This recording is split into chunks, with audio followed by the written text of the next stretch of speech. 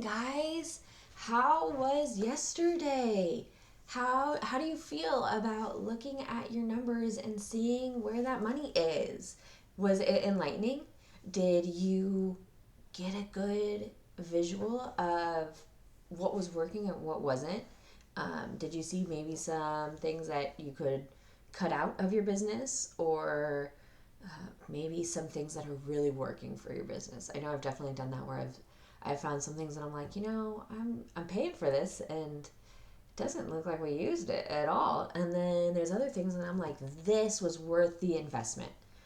This brought me money. This made me money. I am so grateful for it. Also, sometimes I have those times where I look at it and I'm like, you guys, look at how much I made this month. Yes. And here's the thing, I know a lot of times we don't really celebrate how much we made, but we should be. We need to be. And the great thing is when you're with other business owners, it is okay to celebrate. It is okay to say, I am so blown away. I had a $10,000 month. I am so blown away. I had a $25,000 quarter. I am so blown away. I I had such a great time. And if you didn't, here's the other cool thing. First, celebrate with those who do have great celebrations. When you put that positive out there, that positive is going to come back. And then when you didn't have maybe what you wanted, maybe you only had a $1,000 month, or maybe you had a lower month than you needed. It's okay to say this was hard and I did not hit my goal. And there will be people who are there with you and they're like, hey, we've all been there. Believe me, we have all been there. We've all had a month that we just got slammed by expenses. We've all had that month. And the cool thing is because we all want each other to be successful, we all are able to celebrate together. Okay? So be stoked on that. All right. So, of course, my favorite part, we're going to jump in and we're going to be grateful for 2024. So go ahead and add in what you are grateful for with 2024. We're going to do it for a minute. So I'm starting that timer now. And you can be grateful for what you learned from yesterday. You could be grateful for those clients that brought you money. Maybe those clients that brought you repeat business. You can be grateful for maybe it's that you don't have to invest in those big things because you bought them last year. And so this year, you're just maintaining that equipment. Maybe you don't need to buy a new camera. Maybe you don't need to buy a new bar. Maybe you don't need to buy a new car because you did that last year. Maybe you don't need to buy uniforms because you got them all taken care of at the end of the year. Be grateful for that stuff. What a great opportunity it is to see all of that. Okay, so we are going to jump in now to our systems. All right, so we are on S, you guys. We are on our third day. We are rocking it. We are doing so good, and we're going into systems, okay? So systems are so important in a business because the system helps you flow. A system makes sure that you get everything taken care of, and a system actually helps improve that efficiency, right? So I have a background in the military, and one of the big things that we always had anytime we were going out on a mission or we were doing anything is we would create this plan, and in that plan there would always be the checklists. There would always be the task list of like, this has to happen, this has to happen, this has to happen. You would have your mission, and in order for part 1 to be complete, you have to do X, Y, and Z, and then that allows that Z is that trigger for part 2, and then part 2 might be the main part, but everything kind of builds on itself. So I have some general systems that it doesn't matter what field, what industry you're in, these are systems that everyone is working if you're in a business, okay? And then you may not have a website, but 98% of businesses do have a website. The other places are where you can put in other systems that you may have that you work. So maybe you do maybe you do a newsletter. Maybe you do, um, maybe you do car maintenance. Maybe whatever it is that, um, car maintenance isn't a thing. I don't know why I said car maintenance. Um, Whatever that system is that you're doing in your business, and you'll know because your business is what you do. So you'll know that. Okay, so we're going to look in here. We're going to start with client intake. All right, so what you're going to do is you're going to write the date that you reviewed it on, which is today. Don't worry about the fixed on date. This is part of our planning and evaluating that we're going to be doing, right? So the next 2 days, this is where we'll kind of figure all of that out. But right now, all you're going to do is you're going to review that system, and on that system, like, take notes. So whatever it is. And so if you need to take notes, like print this out on the back of this or add in a page to your workbook, and so you have the notes on that system, you can go in there and you can fix it when we put that date on the calendar. Okay, um, right? So again, this is all set up to make this year easier. So I don't want you going in here and you're seeing all of these hard spots and maybe these little holes in the fences where the puppies are getting out. You're gonna have those things, and it's cool. We're gonna work on it. Okay, so for example, what I did is I took my entire system and I made it into an Excel sheet from start to finish, everything that I do, right? And then I also put it onto a PDF, and I kind of broke it down. So my intake is here, okay?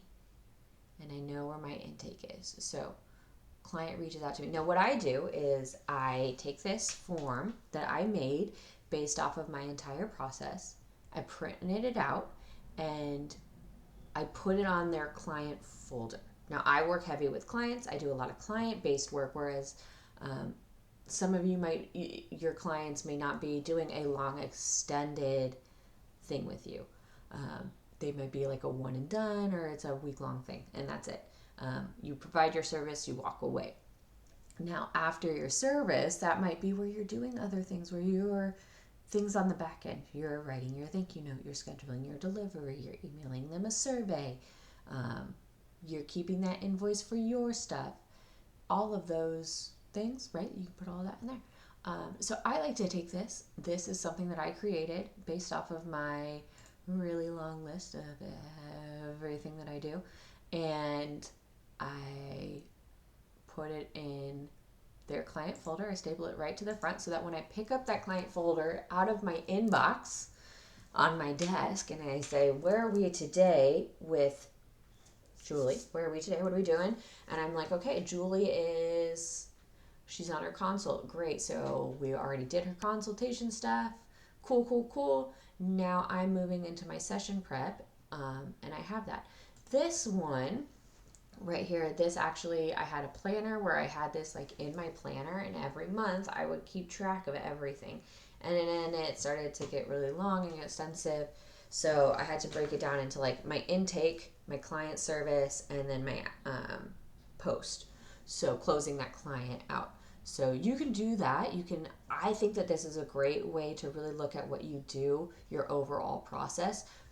Write everything out, put all of it out there, and then you can say, okay, I'm going to break it down now for my system. And I'm going to say, this is where my client intake is.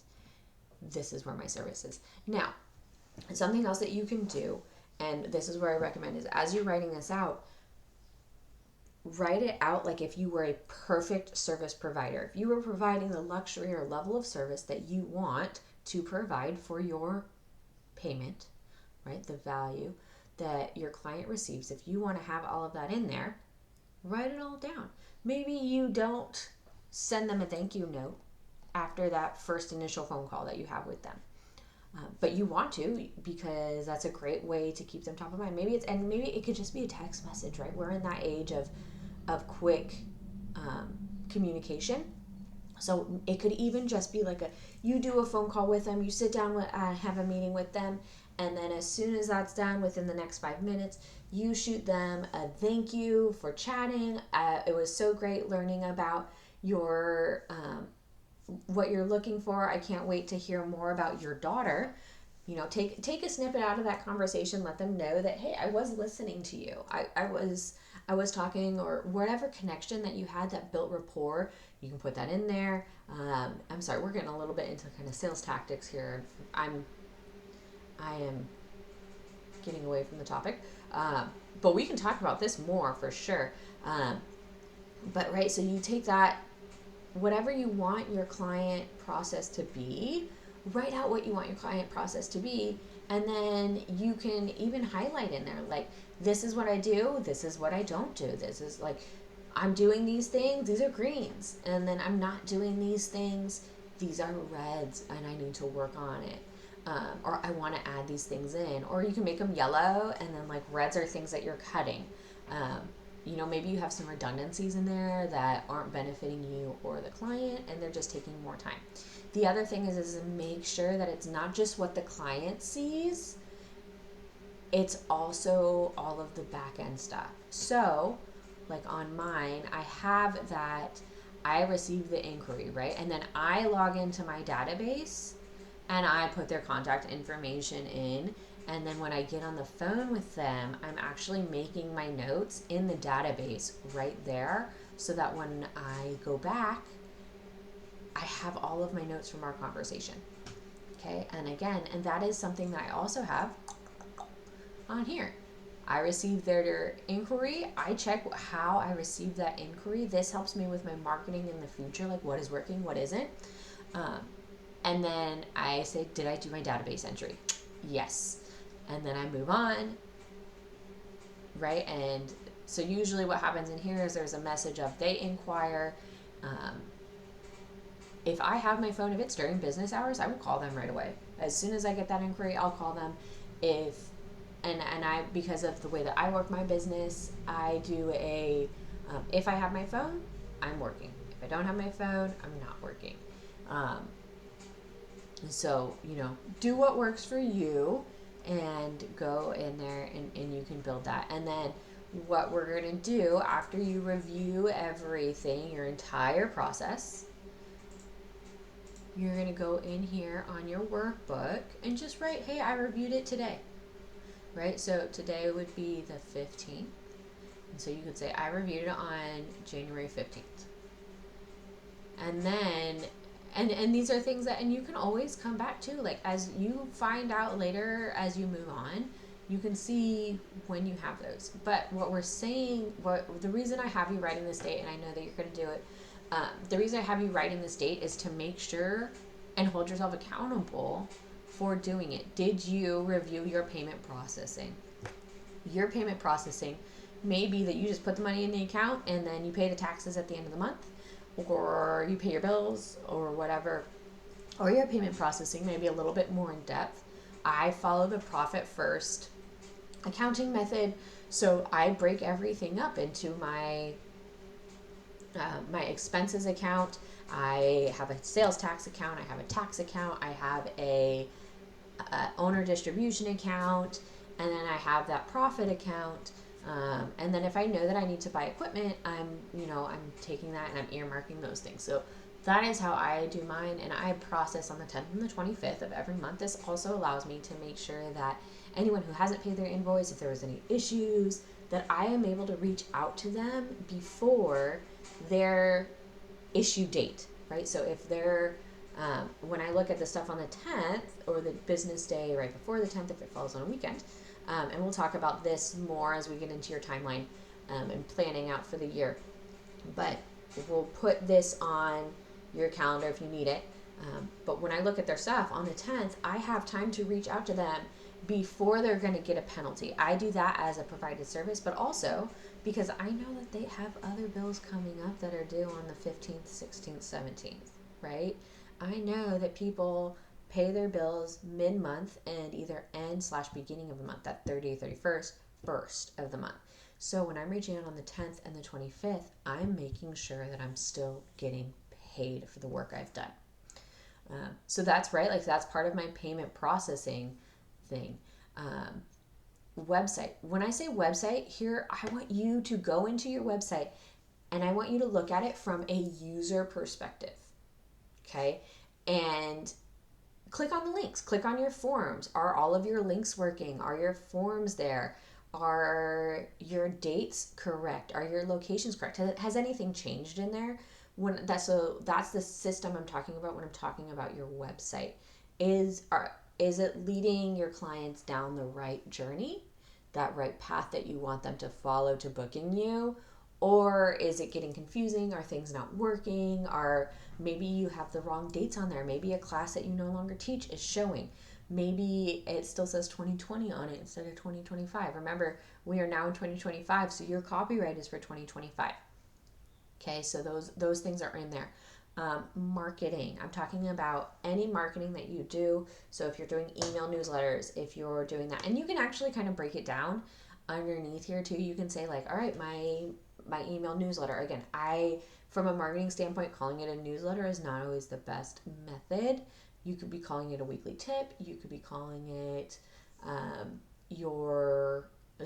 there's one that I subscribe to, and it's called One Thing Better. And every week he tells entrepreneurs one thing that they can work on and do better to provide a higher level of service.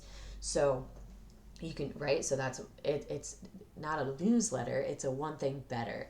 And so you can have those things. And so go ahead and like put in there, like, when are you writing it? When are you reviewing it? When are you sending it out?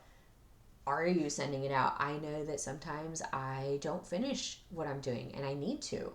So I have that in my notes of this process that I need to fix for my email tips.